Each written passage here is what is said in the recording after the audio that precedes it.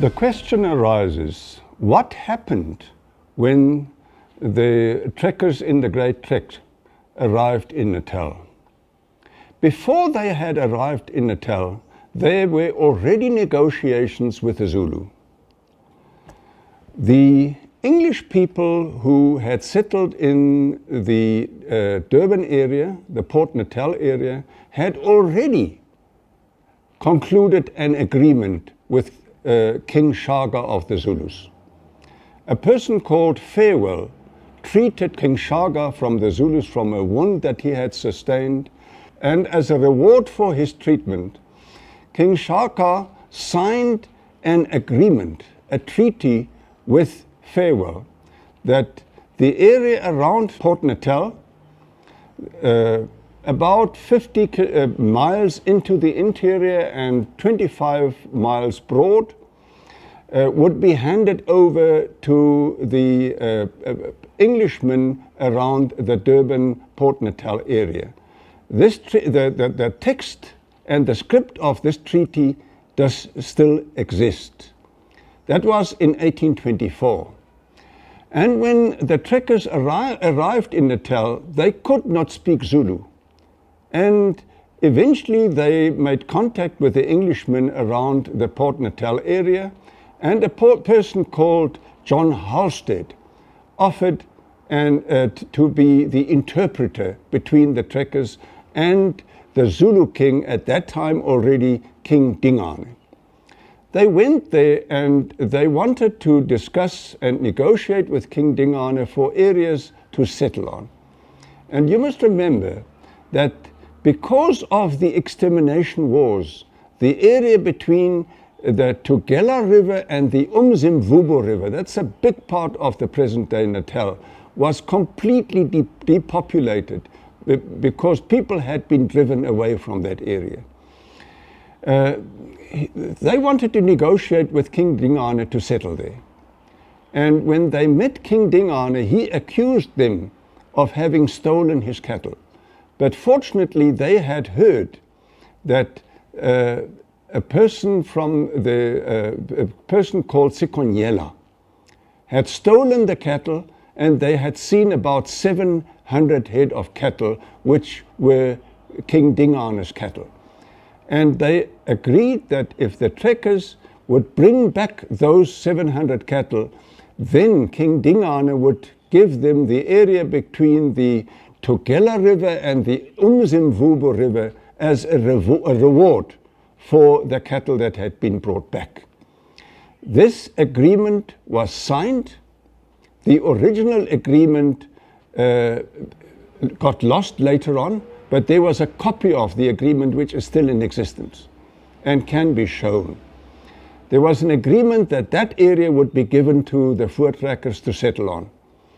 Unfortunately, later on, when Piet Retief and his men once again came to King Dingane, they were assassinated. 70 people with Piet Retief were assassinated and killed on the Matiwane hill.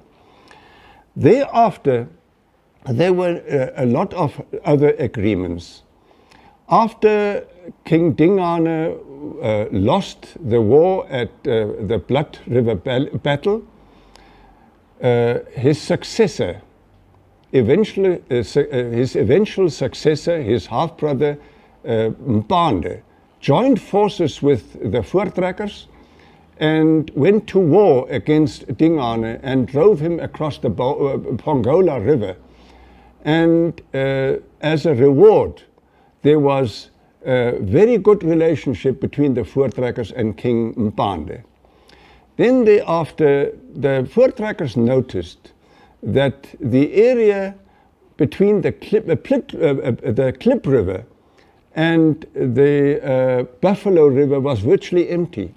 And they once again negotiated. They went to the king and negotiated. Can we have that area to settle on? Because that land is virtually empty. And that because, of course, because of the extermination wars.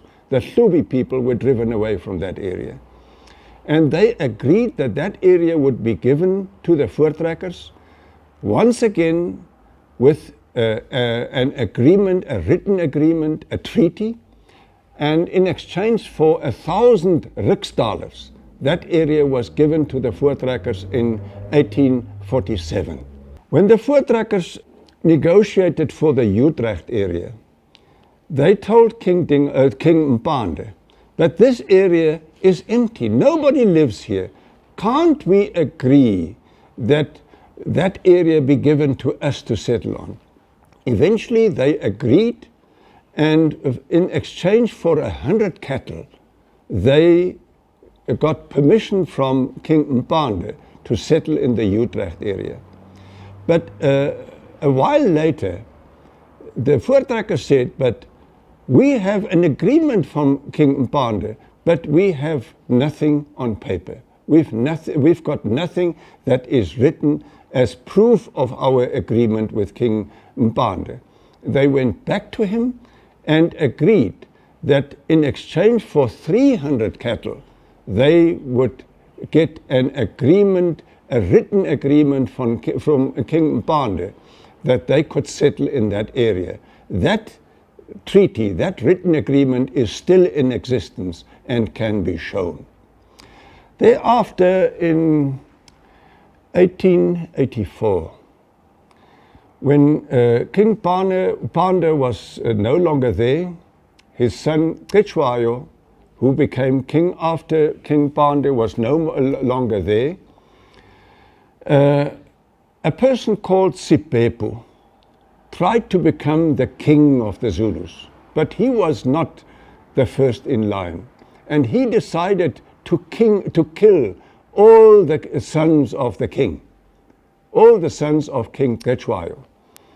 And eventually a person called Dinizulu, who was actually the rightful person to succeed King Cetshwayo, his uncle decided to hide him so that they do not kill him. And but he was discovered, and he spoke to two farmers from the Port Petersburg area to come and fetch Dinizulu and hide him and keep him until he's grown up. That they did, and then when he was grown up, then they decided to establish a commando consisting out of 100 Voortrekkers to go down and enter into a war with Sipepu, who wanted to become the king. They joined forces with an army of the Zulus and eventually won the war against Sipepu.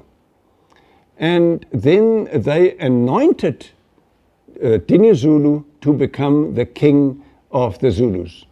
By this action, they secured the existence of the Zulu royal house, because Dinizulu was the rightful person to become the king of the Zulus. But in exchange for the Voortrekkers having saved the royal house, an area around the present-day Vryheid town was given to the Voortrekkers. It was about 1.3 million hectares big, and that area was called the New Republic, the Nuwe Republiek. And that was given to the Voortrekkers in exchange for their services to save the royal house of the Zulus.